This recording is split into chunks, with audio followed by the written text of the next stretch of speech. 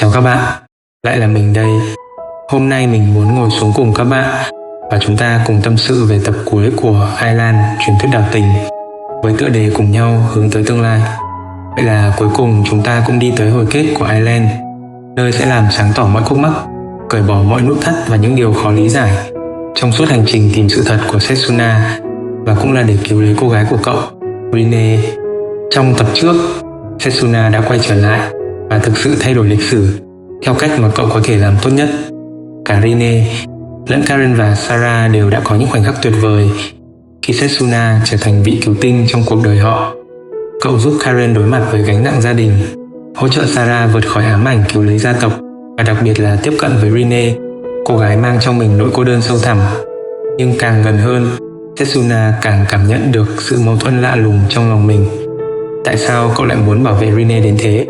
Và tại sao Rinne lại yêu cậu một cách mãnh liệt, như thể định mệnh đã viết sẵn? Tập 12 mở ra với không khí trầm lắng. Những hình ảnh trên đảo Urashima vẫn đẹp đến nao lòng, nhưng bên dưới là những lớp bí mật đang chờ bung ra. Cảnh đầu tiên là khi Setsuna tìm hiểu về chiếc nhẫn của Kwon. Cậu đã nghi ngờ điều gì đó khi chính tận mắt mình nhìn thấy tấm ảnh trong cuốn album của Sarah. Cậu thực sự đã tới và muốn hỏi Kwon về mọi chuyện, nhưng lại chưa thực sự chắc chắn. Mình cần phải giữ bình tĩnh. Mình sẽ không nói với cô ấy trừ khi đã chắc chắn.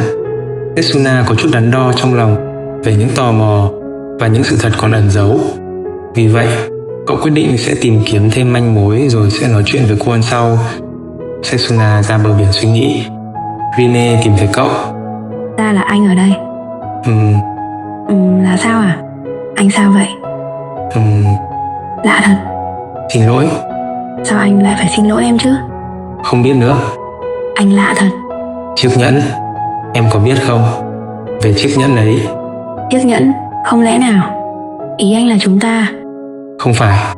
Của Kwon á? Mẹ em á? Bà ấy có một cái hình như là đồ tự làm. À phải rồi, dạo gần đây em không thấy bà đeo nó nữa. Ngày trước thì bà ấy luôn đeo nó. Ngày trước ư? Phải, cho tới khi Setsuna tới. Cô ấy không đeo nữa sau khi anh tới á? Cô ấy có nói gì với em không? Về chiếc nhẫn đó? Nói gì á? Đó là nhẫn đính ước của ba với mẹ em mà. Sao anh lại hỏi thế vậy Setsuna? À, phải rồi ha. Em nói đúng. Thoáng chốc, chúng ta thấy một khung hình của Kwon. Cô ấy giơ chiếc nhẫn y như trong suy nghĩ của Setsuna. Phải chăng nó giống với chiếc mà cậu cũng đã từng đeo? Setsuna càng thêm nghi ngờ về thân thế của Kwon. Cậu quyết định gọi điện và hỏi thăm chị Momoka về cô ấy, vì trước đây chị cũng đã từng có khoảng thời gian tới đảo Urashima và gặp trực tiếp Kwon. Cô có biết bất cứ gì về cô ấy không? Bất cứ chuyện gì lạ? Phải rồi, cô ấy có hơi kỳ lạ một chút. Về chuyện gì? Anh có biết về tam đại gia đình của Urashima không? Tiến sĩ biết về từng thành viên trong gia đình, nhưng mà Ohara Kwon thì rất khác so với những gì tiến sĩ đã miêu tả. Khá là bất ngờ đấy ạ. Ý cô là sao? Đáng ra thì cô ấy phải già hơn cơ, nhưng mà nhìn cô ấy vẫn rất là trẻ. Ít nhất là tôi thấy cô ấy không cùng là một người. Không cùng là một người ư? Tôi khá là vô tư nên tôi không để ý gì đến tuổi tác của mình cả. Nhưng mà nhìn cô ấy cứ như trẻ hơn tôi hẳn 10 tuổi ấy. Setsuna sững sờ. Cậu dường như đã đoán ra điều gì đó, sự thật mà chẳng ai dám tin. Nhưng chính Setsuna có lẽ là người hiểu rõ nhất. Cậu tức tốc quay trở về nhà Ohara. Trong suy nghĩ của cậu bây giờ, hình bóng của cô gái Rinne bé nhỏ trước kia chợt ùa về. Đó chính là cô gái trong dòng thời gian Never Island, là người đã hoàn thiện cỗ máy thời gian để Setsuna có thể thực hiện sứ mệnh còn dang dở của mình. Trở về nhà, Setsuna nghe thấy tiếng hát cất lên. Cô bé Rinne vẫn ngân nga bài hát đó theo thói quen. Bài hát đó. Phải đó, em mới nhớ ra đó. Đó là nhờ có anh gợi về chiếc nhẫn đó. Mẹ em luôn ngắm nhìn chiếc nhẫn mỗi khi bà hát bài này đó. Bài hát nói là du hành thời gian và thay đổi thế giới. Lời bài hát thật là vĩ đại và tuyệt vời anh nhỉ. Setsuna chợt nhớ lại khoảnh khắc về đêm định mệnh ấy, khi cậu và Rinne còn ngồi bên ánh đèn mờ ảo và cùng nhau hẹn ước. Tất cả đều là do định mệnh đó. Thiết bị này, cuộc gặp gỡ của chúng ta, tất cả đều có ý nghĩa. Vậy Kwon thật sự là chẳng hẳn phải có gì đó ở đây. Setsuna lục lọi những chồng sách, tài liệu của thư viện trong căn nhà để tìm thêm manh mối. Sao tự dưng anh vào đây thế? Thông tin về cha của em ư? Cái năm mà em sinh ra thì đã bị mất. Setsuna xem xét mọi thứ và thấy một ngăn tủ bị khóa. Xin lỗi, anh phải phá nó. Cậu tìm được một cuốn sách, trong đó là tài liệu được ghi chép vào năm 1976. Cái gì thế? Kwon đã qua đời, nhưng cô ấy là người thừa kế của gia đình Ohara. Nếu không có cô ấy thì tương lai của gia đình Ohara sẽ bị đe dọa và cán cân sức mạnh của hòn đảo này sẽ bị rối loạn. Chúng ta không thể không có cô ấy. Mấy cái đó là gì thế? Em chả hiểu gì cả. Tôi đã quyết định tôi sẽ biến cô hầu đó thành Kwon. Nó sẽ khiến cho Rinne hạnh phúc. Cô hầu? Ai thế? Cuốn nhật ký vào năm 1976 ấy như phá tan bầu không khí ảm đạm và khó tả lúc ấy.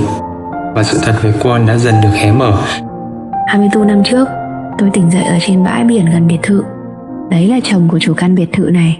Giờ thì cô đã biết về sự tồn tại của Setsuna, thì tôi không còn lựa chọn nào khác. Cô sẽ là hầu gái ở đây. Thật may là cô ta đã bị mất trí nhớ. Cô ta chỉ nhớ mỗi tên của mình, Rinne. Rinne? Ý là sao cơ? Rinne này là ai? Rồi có một chuyện bất ngờ xảy ra.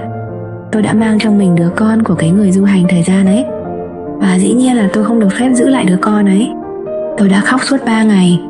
Nếu như không thể giữ lại được đứa bé thì tôi quyết định sẽ chết cùng với nó. Nhưng lại có một chuyện bất ngờ khác xảy ra.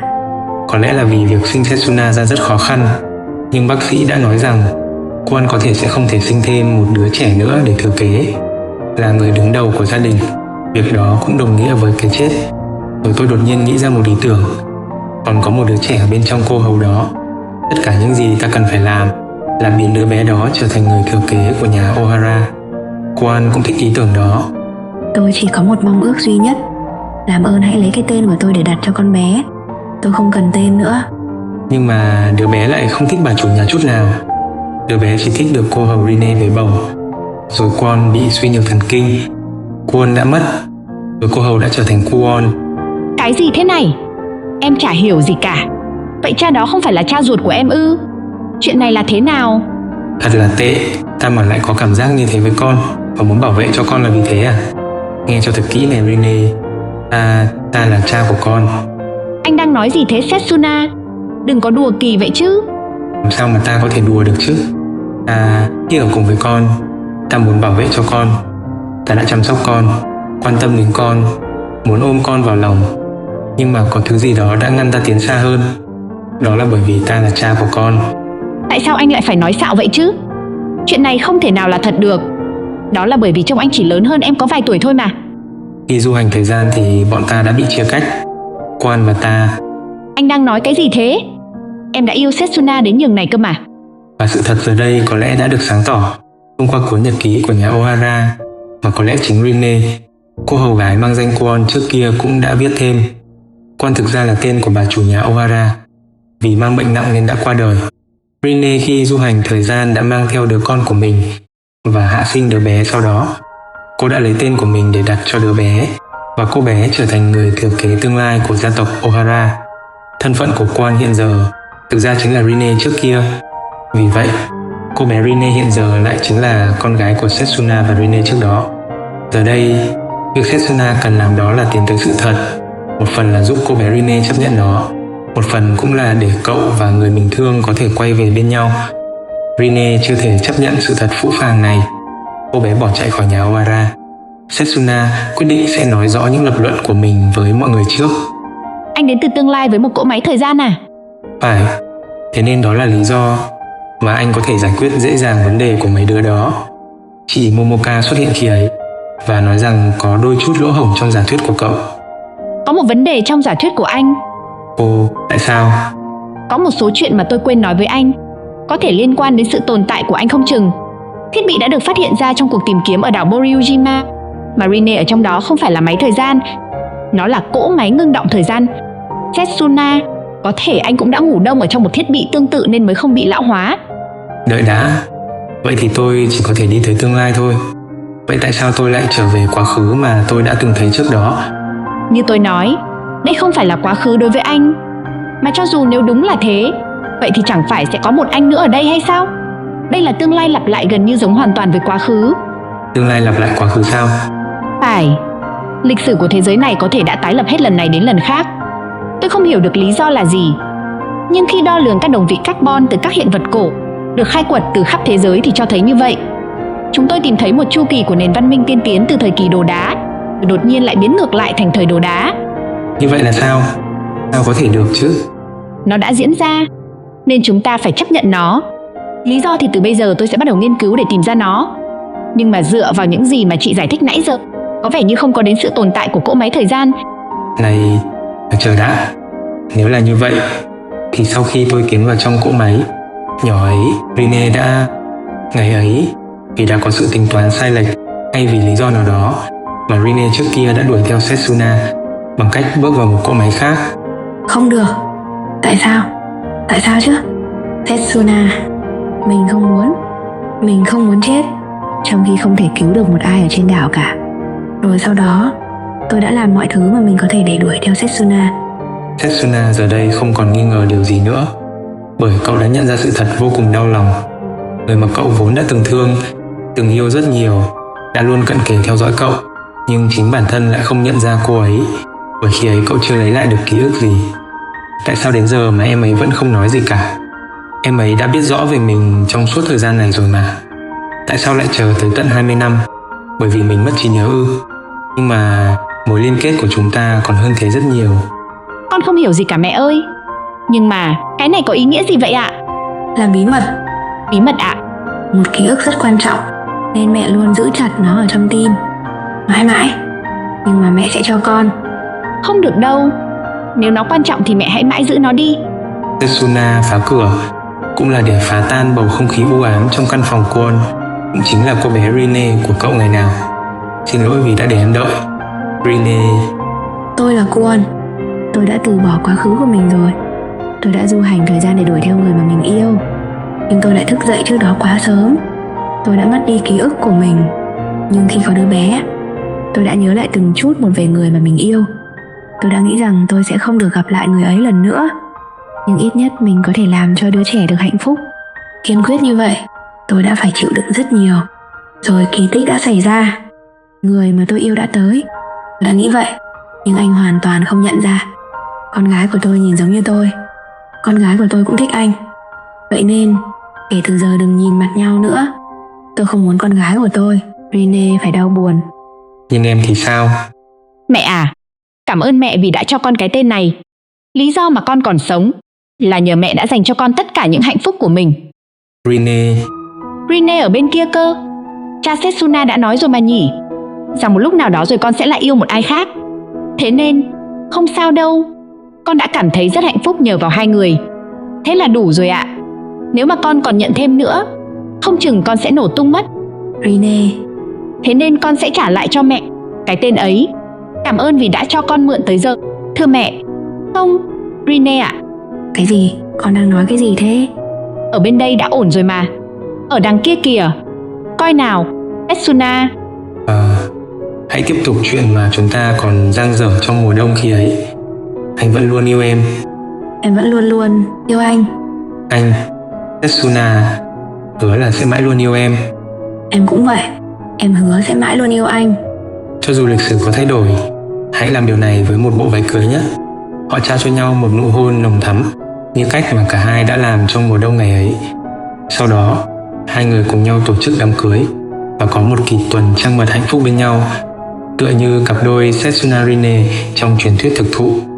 Như vậy, một cái kết trọn vẹn của Island truyền thuyết đảo tình đã khép lại hành trình du hành thời gian của Setsuna lẫn Rene.